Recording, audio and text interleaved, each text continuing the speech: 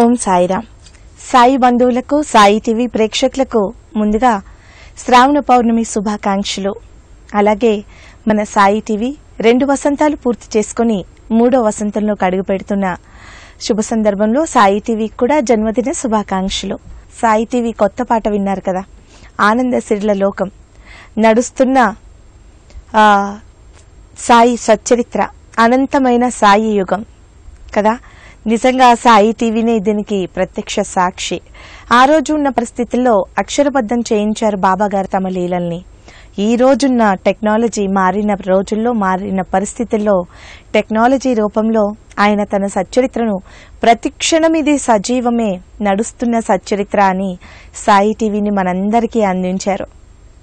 మరి ఈరోజు మన సచ్చరిత్రలో మనం చదివినప్పుడల్లా అనుకుంటాం, ఆ భక్తులు ఎంత అదృష్టవంతులో బాబాగారితో ఉన్నారు, ఆ భక్తురాలు ఎంత అదృష్టవంతురాలో, బాబాగారు ఆవిడికి స్వప్నంలో ఇలా చెప్పారు, లేదా బాబాగారు ఆ భక్తురాల్ని ఈ విధంగా ఈ కష్టం నుంచి గట్టెక్కించారు, లేదా తన బిడ్డని ఇలా కాపాడారు అనుకుంటాం కదా.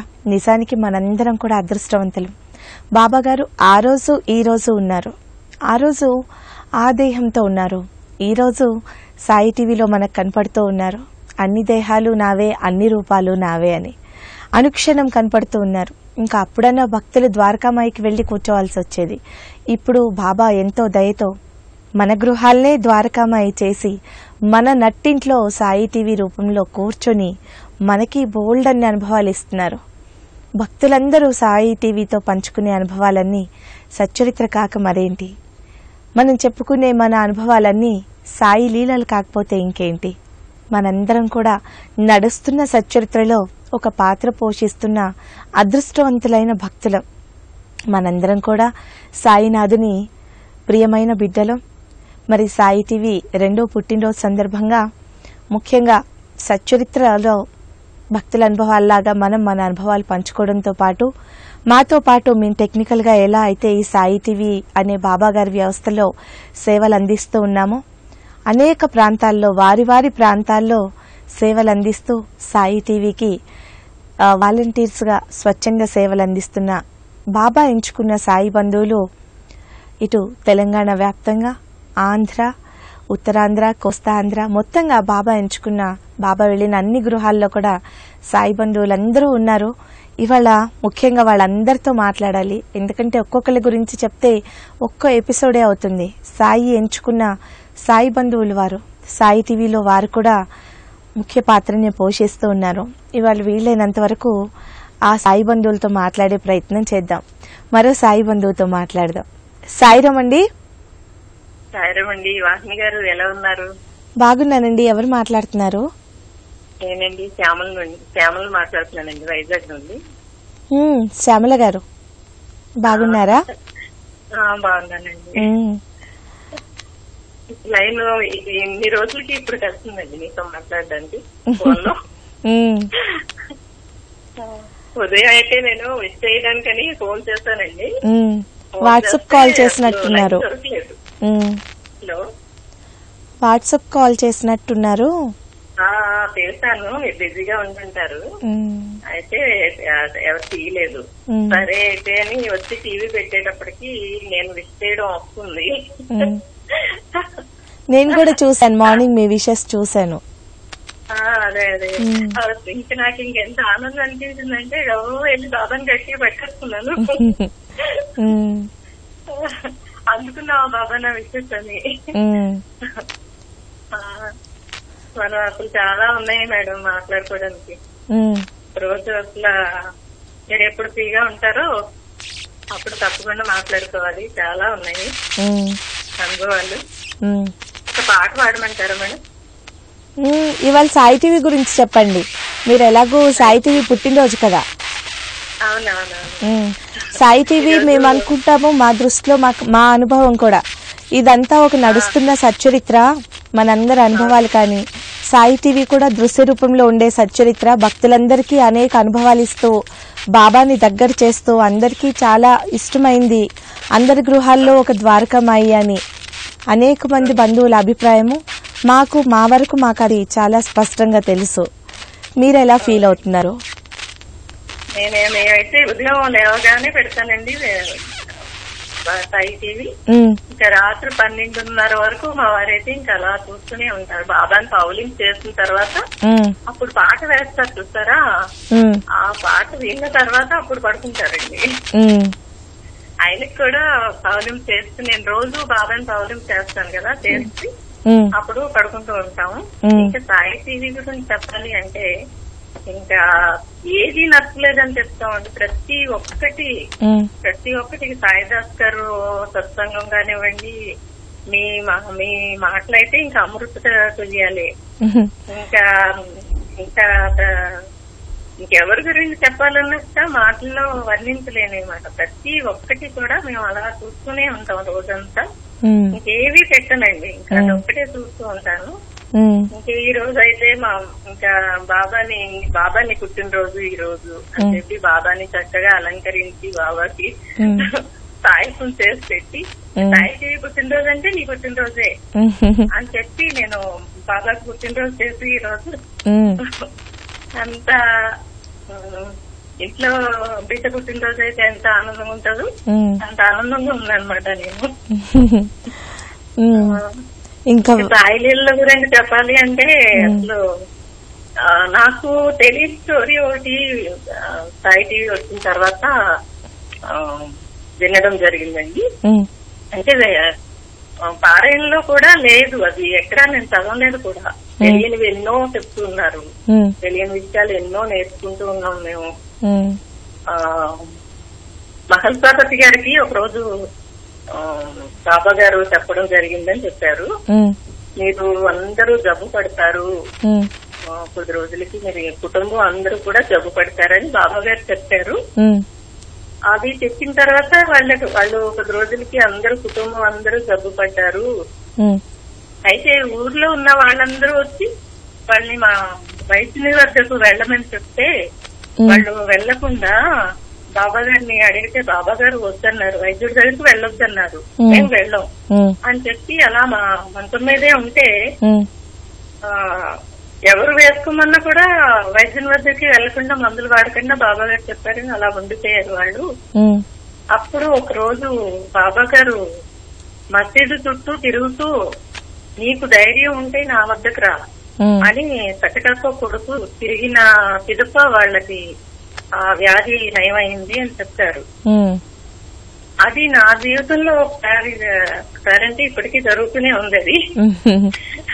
అది విన్నప్పుడు నేను పొందిన ఆనందం అంటే అప్పుడు మహల్సాపతి గారికి ఎలా జరిగిందా అది నాకు అసలు తెలియదండి, స్టోరీ అసలు తెలియదు. ఏం జరిగిందంటే నాకు షుగర్ వ్యాధి ఒక విధంగా కావడం జరిగింది. అది వచ్చినప్పుడు నేను బాబా గారు ఏదైనా సరే దేనికైనా సరే ఎంత పెద్ద వ్యాధి అయినా సరే నేను బాబాని అడుగుతానండి, వెళ్ళమంటావా బాబా వైద్యుని వద్దకి, నిన్ను మించిన వైద్యులు ఎవరున్నారు, నన్ను వైద్యుని వద్దకు వెళ్ళమంటావా అని అడుగుతానండి. బాబా వద్దనేసంటే అది ఎంత పెద్దదైనా సరే నేను వైద్యుని వద్దకు వెళ్ళదు. ఇంట్లో అందరూ తిడుతూ ఉంటారు నన్ను, మా వారితో సహా అందరూ తిడుతూ ఉంటారు, నువ్వు అలా వైద్యుడి దగ్గరికి వెళ్ళవు అనేసి. బాబా వద్దన్నారంటే ఆయనే చూసుకుంటారు అని చెప్తాను నేను. అదేమైందంటే నాకు బాబా వద్దన్నారనేసి నేను షుగర్ కి టాబ్లెట్లు కూడా వేసుకోకుండా అలా ఉండిపోయాను. ఇది 1 రోజు 2 రోజులు కాదండి, 2 సంవత్సరాలు. ఇప్పటికి 2 సంవత్సరాలు అవుతుంది. నేను వేసుకోలేదు, అన్ని తింటున్నాను, కానీ నాకేం కాలేదు, బాబా ఉన్నారు అనే నమ్మకం. ధన్యవాదాలు శ్యామల గారు. చాలా మీ కాల్ కలవడం మీకెంత ఆనందంగా ఉందో మీతో మాట్లాడడం నాకు కూడా అంతే ఆనందంగా ఉంది. ఒక్క మాటలో చెప్పేశారు, సాయి టీవీ పుట్టినరోజు అంటే బాబా పుట్టినరోజు అంత సంతోషంగా, ఇంట్లో బిడ్డ పుట్టినరోజు అంత సంతోషంగా చేశాను అని. ముఖ్యంగా ఈ రోజంతా కూడా మన వాళ్ళందరితోనే మాట్లాడాలని ఉంది, వాలంటీర్స్తో. నేను ఫోన్ చేసి ఒక్కొక్కరితో మాట్లాడుతూ ఉంటే అంటే వాళ్ళంతా ఏమంటారు మామూలుగా ఇది వాళ్ళు చెప్తారనమాట, మీ వల్లే అని. సో అది కొంచెం ఇబ్బందిగా ఉంటుంది. అందుకని నేను కాల్ చేయడం కంటే కూడా వాళ్ళు చేసి వాళ్ళ ఆనందాన్ని వాళ్ళ మాటల్లో మనందరితో పంచుకుంటే, అంటే నేను పర్సనల్గా అలా వింటే నేనేదో అది వింటానికి ఫోన్ చేసినట్టుగా నాకు ఇబ్బందిగా అనిపిస్తుంది. అందరూ ముఖ్యంగా మన వాళ్ళంతా గుర్తొస్తూ ఉన్నారు. ఇక్కడ ఆఫీస్లో మేమెంత సంతోషంగా ఉన్నామో మీ ప్లేసుల్లో మీరు వాలంటీర్స్ అందరూ అంతే సంతోషంగా ఉన్నారని నాకు తెలుసు. మన సాయి బంధువులతో మాట్లాడేసుకుందాం. సాయిరామ్ అండి. హలో, నేనండి పద్మని. పద్మ గారు, నాకు అంటే మన సాయి బంధువులందరినీ ఇవాళ షోలో పరిచయం చేయాలని ఉండింది. మన సాయి టీవీ కుటుంబ సభ్యులు, మన వాలంటీర్స్ అందరిని ఎదురు చూస్తూ ఉన్నాను అనమాట. మీకు ఎలా అనిపిస్తుంది సాయి టీవీ వచ్చిన తర్వాత? సాయి టీవీ కుటుంబంలో మీరు కూడా ఒకరిగా ఉండడం, సాయి టీవీలో మీరు వాలంటీర్గా వచ్చిన తర్వాత మీలో వచ్చిన మార్పు ఏంటి? సాయి టీవీ గురించి చెప్పండి, మీ ఆనందం చెప్పండి, మన అనుబంధం గురించి చెప్పండి. స్వాతి కృష్ణ రైతులండి మాట్లాడక్క సాయి టీవీ గురించి. హలో అమ్మా స్వాతి. అక్క, ఇవాళ సాయి టీవీ 2వ పుట్టినరోజు, కానీ మీకు కొత్తగానే చూస్తున్నారు కదా, ఎలా అనిపిస్తుంది? చూస్తున్న దగ్గర నుంచి 2వ పుట్టినరోజు. మేమైతే మొత్తాన్ని మీరు చూస్తే సాయి టీవీ పుట్టినరోజు, ఇది 2వదా 1వదా మీకు సంబంధం లేదు కదా, కొత్తగా చూస్తున్నారు. కానీ మీరు చూస్తున్నప్పటి నుంచి సాయి టీవీ పుట్టినరోజు.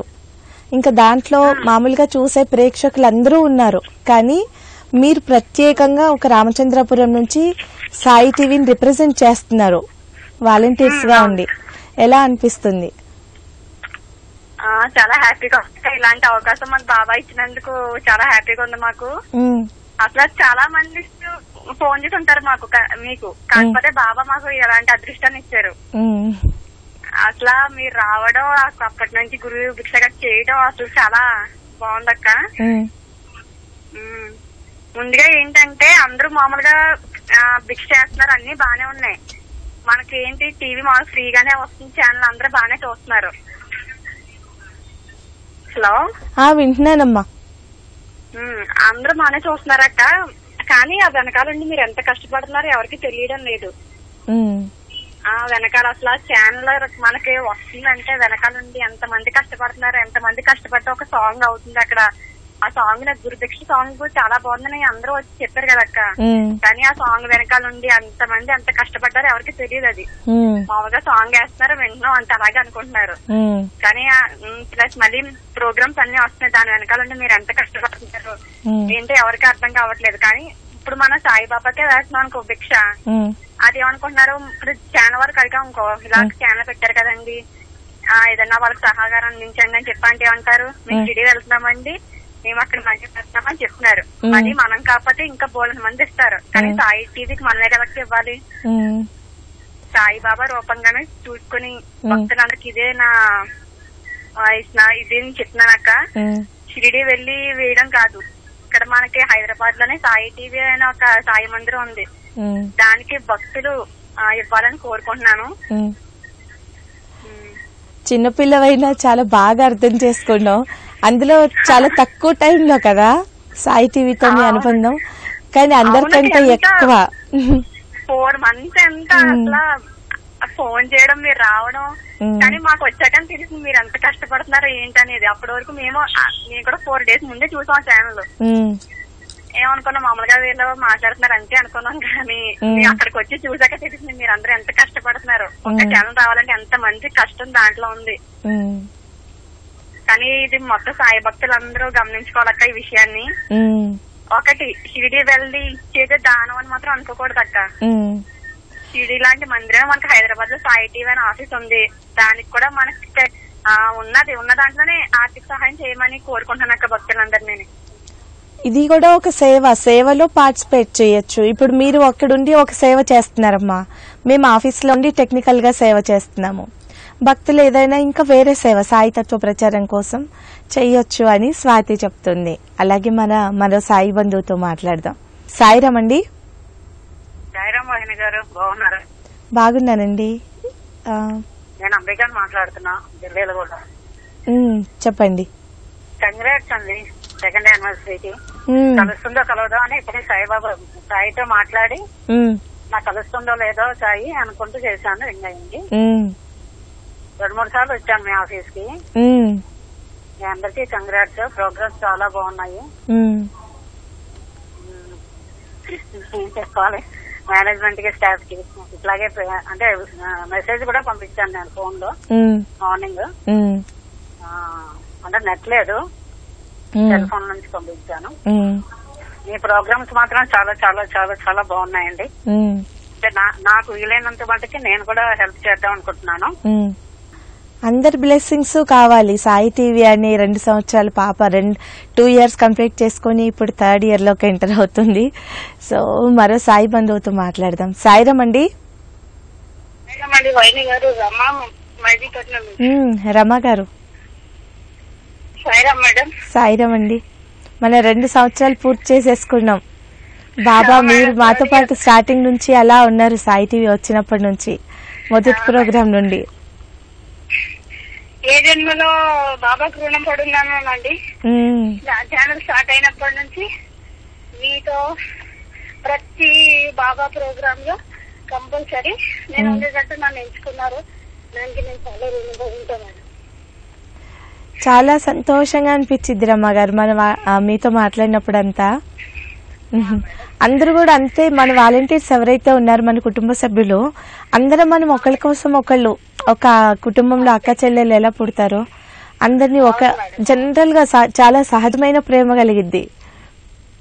అసలు మనం కొత్త వాళ్ళము, ఒకరికొకరు పరిచయం ఇంతకు ముందు లేదు, అలా ఎప్పుడు రాదు ఫీలింగ్. ఇంకా పైపెచ్చు చాలా సంతోషం వచ్చేస్తుంది. సాయి టీవీ చూసినప్పటి నుంచి బాబా అంటే ఏంటి, బాబాకి శరణాగతి ఎట్లా చేయాలి, బాబా సచ్చరిత ఎట్లా చదువుకోవాలి, ఇవన్నీ ప్రతి ఒక్కటి సాయికి సంబంధించి ప్రతి ఒక్కటి నేను నేర్చుకున్నది సాయి టీవీ తరఫు నుంచే మేడం. వాళ్ళ గురించి మరీ చెప్తాను. అంతకుముందు ఏదో బాబా పూజ చేసుకోవడం అవి తెలుసు. సాయి టీవీతో అనుబంధం కుదిరిన తర్వాత నుంచి బాబా చేసే పూజలు గాని, బాబా మహిమలు గాని నేను నా లైఫ్ లో చాలా ఎక్స్పీరియన్స్ చూసిన మేడం ఈ 2-3 years లో. దానికి నేను ఎప్పటికీ మీకు సార్కి రుణపడి ఉంటా మేడం. ఈ శరీరంలో ప్రాణం ఉన్నంత వరకు నాతో అయినంత సేవ నేను స్వామికి చేస్తాను, ఈ ఛానల్ కి చేస్తాను. ఛానల్ దినాభివృద్ధి చెందాలి, ఇంకా మంచి మంచి ప్రోగ్రామ్ రావాలి మేడం. అన్ని ఛానల్స్ కి బీట్ అయి నడవాలి మన ఛానల్. సాయి టీవీనే, ఇంకా ఏం పోటీ పోలిక ఏమి ఉండదు మేడం.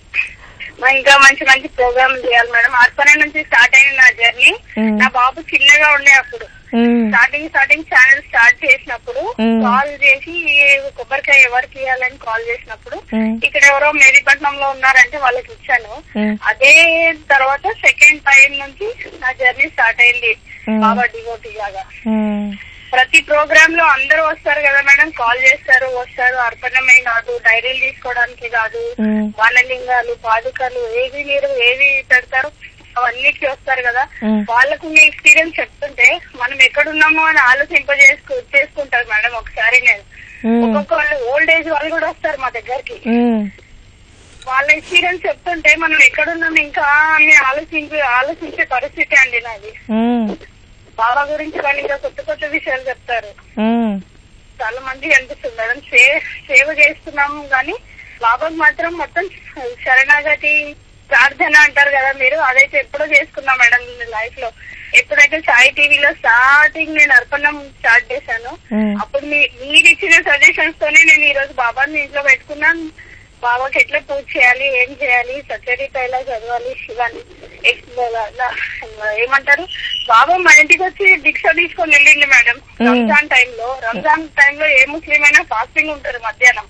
కాకపోతే ఒక రోజు అన్నదానం కోసం అని అన్నం వండుతుంటే ఏదో మంచిగా అనుకున్నాను. బాబా రెడీ అవుతుంది, అందరికంటే ముందు నేను నివేదన చేసి పంపిస్తాను అన్నదానంకి అనుకున్నాను. అయితే అప్పుడు ఒక ఆయన దర్గాలో ఉంటారు కదా మహమ్మదీలు, అట్లా వచ్చింది ఒక ఆయన.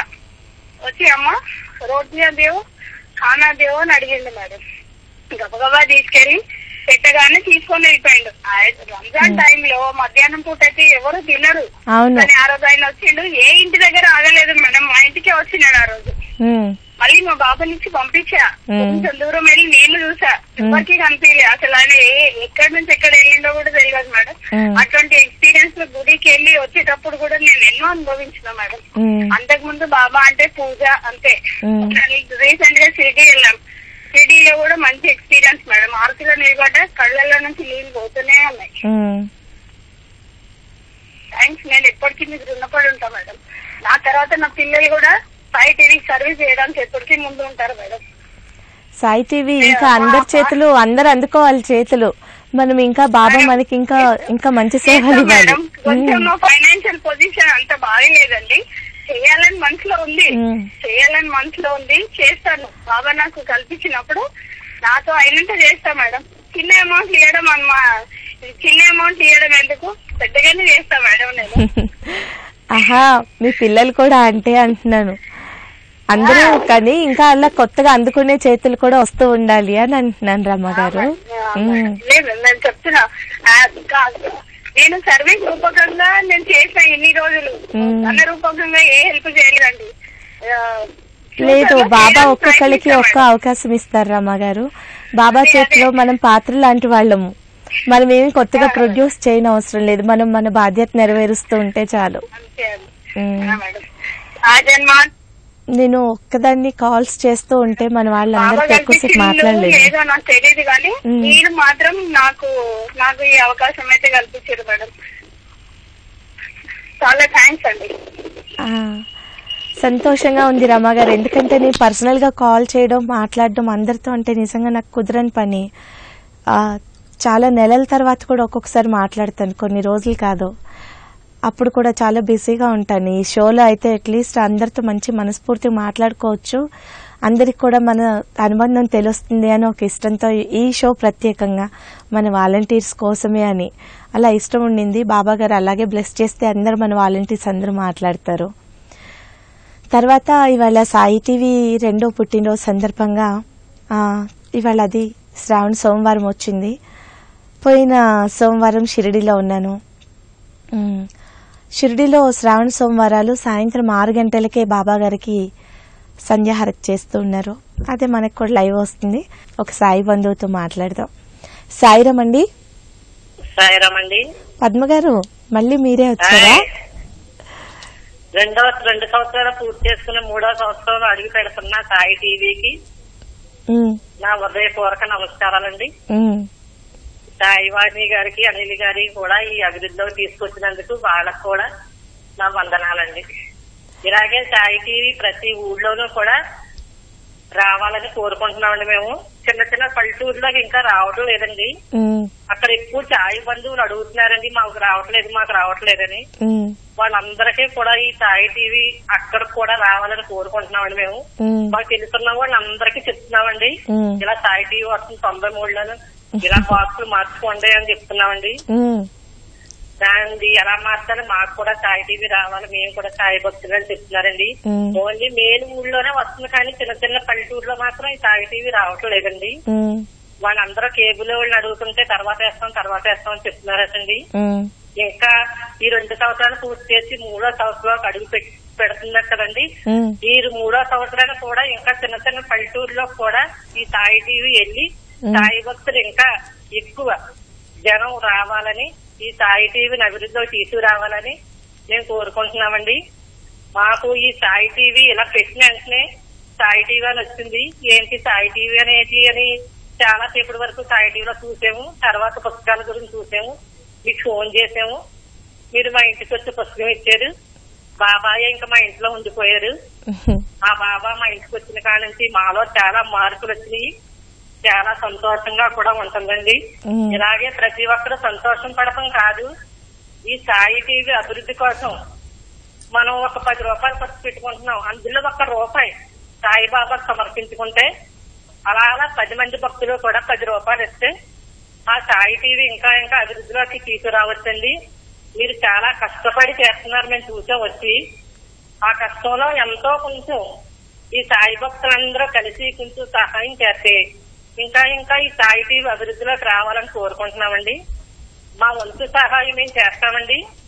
మాకు తెలుసున్న బంధువులు అందరింటికి వెళ్ళి సాయిబాబా గురించి చెప్పి వాళ్ళ దగ్గర వాళ్ళకు తోచింది బాబాకి ఎంత ఇవ్వాలనుకున్నారో అంతా కూడా పోగు చేసి మీ సాయి టీవీకి పంపిస్తామండి మేము.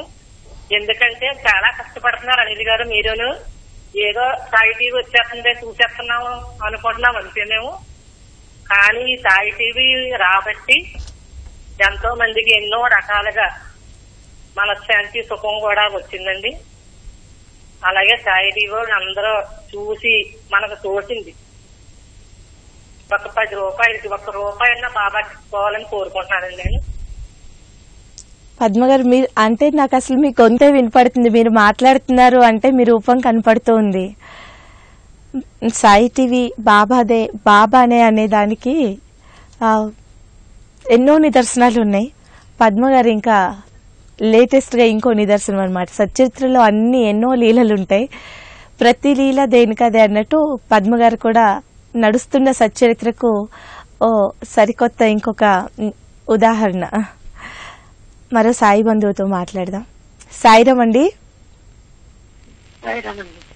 లక్ష్మి గారు నమస్తేనండి. హలో. సాయిరామ్ అండి, చెప్పండి. సాయిరామ్ అండి, నమస్తే అండి. ఏం మాట్లాడతారు? సాయి టీవీ కోసం మీరు బాక్స్ మార్చేసుకున్నారు కదా. సాయి టీవీ ఆ రోజు వస్తుందండి అప్పటికప్పుడు. అవునండి. సాయి టీవీ రోజు చూస్తున్నారా మరి? చూస్తున్నాం. నేను మార్చేదే లేదు. చాలా అవుతా ఉంటుంది మా ఇంట్లో సాయి టీవీ. అసలు ఎప్పుడన్నా అనుకున్నారా అలా బాబా గారి కోసమే ఒక ఛానల్ వస్తుంది, ఒక్క క్షణం కూడా ఏ అడ్వర్టైజ్మెంట్ లేకుండా, ఏమి మధ్యలో ఇంకేమీ రాకుండా 24 గంటలు ఎప్పుడు తలుచుకుంటే అప్పుడు బాబానే చూసేయచ్చు, బాబా గారి కార్యక్రమాలు వచ్చేస్తూ ఉంటాయి అనేది మీ ఊహకి ఎప్పుడైనా అందిందా? ఎప్పుడు ఏమీ అనుకోలేదు. అయితే ఏదైనా ఒక ఛానల్ ఇలా వస్తే బాగుంటుంది అనుకున్నాను. కానీ అది సాయి టీవీ అవుతుంది అనుకోలేదు. నేనైతే కనుక ఇలా ఒక డిష్ మార్చుకోవాల్సి వస్తుందని కూడా అనుకోలేదు. సాయి టీవీతో ఇలాంటి ఒక అనుబంధం ఏర్పడుతుందని కూడా అనుకోని ఉండరు మీరు? అనుకోలేదు. ఏంటంటే ఇది ఒక అనుబంధం అంటే అది ఒక ఛానల్. రొటీన్ గా ఇదే కాకుండా మనకి ఒక ఛానల్ తోనే ఇంకా రుణానుబంధం, బాబాతో ఏమాత్రైతే రుణానుబంధం మనం పెంచుకుంటా ఉన్నాము, సాయి టీవీతో ఛానల్ ఉంటే అదే ఛానల్ తోనే మా ఇంట్లోనే కదా, ఆ ఛానల్ చూస్తా ఉన్నాం కదా. అది సాయి టీవీతో బాబా ఒక్కడే దేవుడు అని మనం ఎలా అనుకుంటున్నాము అలా సాయి టీవీ ఇలాగా ఉంది. నాకు మీరు నవ్వుతూ ఆ రోజు ఆరెంజ్ కలర్ శారీలో నవ్వుతూ రండి నేనే లక్ష్మిని అని మీరు గుళ్ళోకి ఎదురొచ్చి పిలిచారు కదా, మీరు అలా కనపడుతున్నారు నాకు.